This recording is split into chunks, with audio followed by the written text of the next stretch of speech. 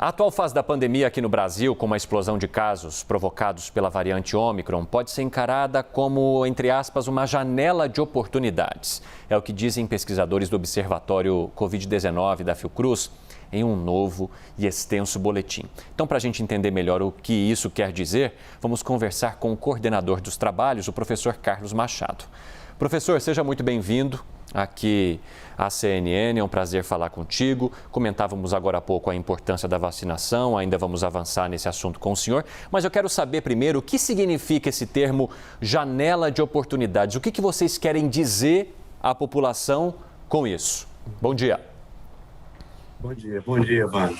Bem, janela de oportunidade, a gente teve a partir de novembro a entrada da variante Omicron, em dezembro ela cresceu. Hoje, em janeiro, ela representava aproximadamente 90% das amostras. É uma variante que se propaga muito rapidamente, resultando num grande número de casos. A gente está assistindo isso também, não é? Levando para quadros críticos e mais graves, internações, principalmente aquelas pessoas não vacinadas, né? Vocês abordaram isso ainda há pouco, ou aquelas com o esquema vacinal como incompleto. E o que a gente tem no quadro hoje é uma variante que se propagou tão rapidamente, com boa parte da população também infectada pela mesma, que está desenvolveu uma resposta imune, não é, que nos permite uma possibilidade de, se avançarmos com a vacinação simultaneamente, não é, bloquearmos temporariamente, não é, a variante, reduzirmos bastante a circulação dessa variante, assim como a possibilidade de novas variantes. A pandemia só acaba, é claro, quando isso estiver controlado em todo o mundo, mas a gente conseguiria avançar muito no Brasil, reduzindo ainda mais, não só o número de casos, mas principalmente internações para quadros críticos e graves. Por isso a gente considera que é uma janela de oportunidade a gente avançar na vacinação. E na vacinação principalmente de crianças, né? As crianças aí de 5 a 11 anos, a 12, 14 anos, representam aproximadamente 10% da população, né? Nós temos hoje 70% da população adulta com 2 doses. Se acrescentarmos as crianças, não só reduzimos a circulação do vírus dentro das famílias, com os pais e idosos, mas protegemos também as crianças, porque a gente vem assistindo também, né, à medida que as crianças não estão sendo vacinadas, um aumento da proporção de internações e óbitos também entre crianças, ainda que seja menor, né, em termos quantitativos do que é para adultos. Professor, eu conversava agora há pouco sobre vacinação com a minha colega Paula Martini, que está no Rio de Janeiro, então eu convido ela a participar da nossa entrevista também. Oi, Paula, bom dia. Oi, Cine. Oi, professor. Bom dia para vocês. Bom, falando ainda de vacinação, professor, a gente está acompanhando que o estado de São Paulo já anunciou a intenção, ou melhor, que vai sim aplicar a 4ª dose nos paulistas, e aqui no Rio de Janeiro algumas cidades já iniciaram, inclusive, essa 2ª fase do reforço. Mas a gente sabe também que a distribuição desigual das vacinas da Covid é muito criticada, é sempre ressaltada pelos especialistas. Então, eu te pergunto, essa iniciativa de aplicar a 4ª dose agora, ela pode ajudar ou atrapalhar uma estratégia do controle da pandemia? A iniciativa da aplicação da 4ª dose, sem dúvida, pode ajudar. O gargalo que nós temos hoje é garantir uma distribuição equitativa, né, para o conjunto de municípios. Né, no nosso boletim a gente demonstra que principalmente os municípios mais remotos, distantes, mais pobres, né, você tem cerca de 20% da população menos com a primeira dose e 20% da população menos com a 2ª dose. Então, se a gente não garantir um acesso equitativo, vamos lembrar que as pessoas circulam, o vírus continua circulando, então a 4ª dose ajuda a proteger principalmente uma parcela da população nas capitais, né, que vem avançando bastante nisso, né, mas não garante a proteção da população como um todo. E, simultaneamente, é fundamental que a gente avance também na vacinação das crianças simultaneamente. Né, como eu falei anteriormente, né, as crianças representam aí um quantitativo grande, né, aproximadamente 10% da população. Se a gente vacina as crianças e avança na vacinação dos adultos, Não é? Isso nos permite que, por exemplo, em 3 meses a gente chega a 90% ou mais da população vacinada. O grau de proteção vai ser muito maior, por isso a gente considera uma janela de oportunidade.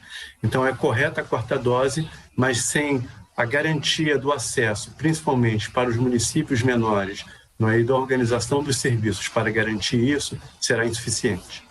Professor, a gente tem aí um dado preocupante, eu trouxe agora há pouco aqui no estado de São Paulo, de milhões de pessoas que tomaram a primeira dose, mas sequer fizeram um reforço. Terceira dose, então, ainda tão longe de tomar porque estão atrasando esse reforço. E muitas dessas pessoas usam como argumento o fato das contaminações.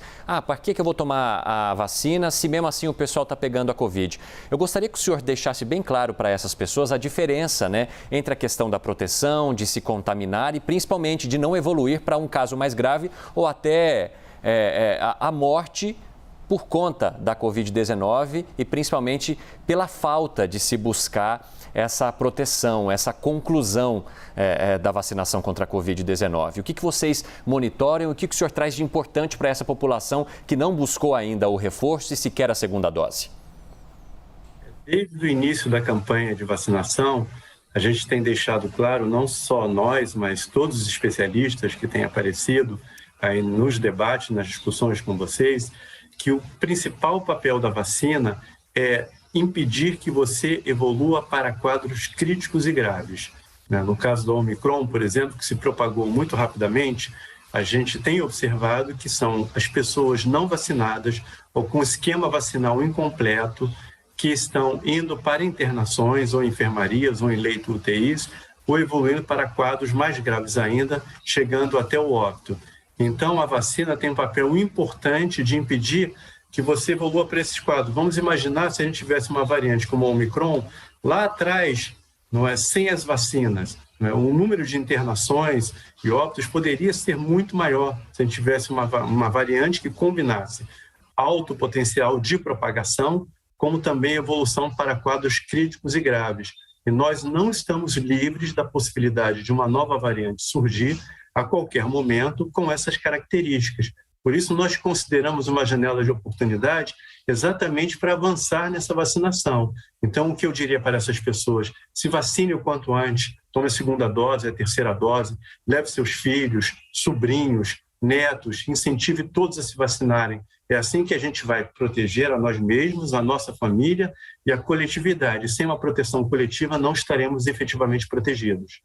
Professor, agora em relação aos dados, a gente tem percebido, mesmo em relação à variante Ômicron, que é uma variante que contamina mais, mas que traz sintomas mais leves, um aumento crescente em números de pessoas internadas e também de mortes provocadas pela Covid-19. Que análise o senhor faz do cenário atual e do que a gente pode esperar, baseado naquilo que vocês têm acompanhado e estudado, caso a população não se atente a isso que o senhor acabou de falar sobre a vacinação? Quando nós olhamos os dados hoje no Brasil e olhamos também para o que aconteceu em outros países, nós tivemos um crescimento muito rápido e depois uma queda que é também acentuada. O que nós temos hoje é um crescimento do número de óbitos e esses óbitos são resultado das pessoas que se infectaram há 3 semanas atrás, 2 semanas atrás e foram internadas e evoluíram para quadros críticos e graves. Então, o que nós estamos assistindo hoje é um retrato de 3 ou 4 semanas atrás, ou 2 semanas atrás. Então, o que a gente espera, a partir da experiência dos outros países, é o que ocorreu, é com a queda de casos do Omicron, o que vem acontecendo hoje, já está acontecendo no Brasil, nós teremos, daqui a 3 semanas, 2 semanas, uma queda também dos óbitos. Por isso que nós estamos considerando que é uma janela de oportunidade, porque não há perspectiva ou possibilidade desses óbitos continuarem a crescer à medida em que o número de casos vem caindo. Professor, muito obrigado por conversar conosco, por trazer esse alerta, os dados e tudo que vocês estão pesquisando desde que essa pandemia começou. Boa sorte nos próximos relatórios e também nesse trabalho que vocês vêm fazendo aí. Obrigado. Obrigado, um bom dia para vocês, um bom trabalho. Bom dia, até a próxima.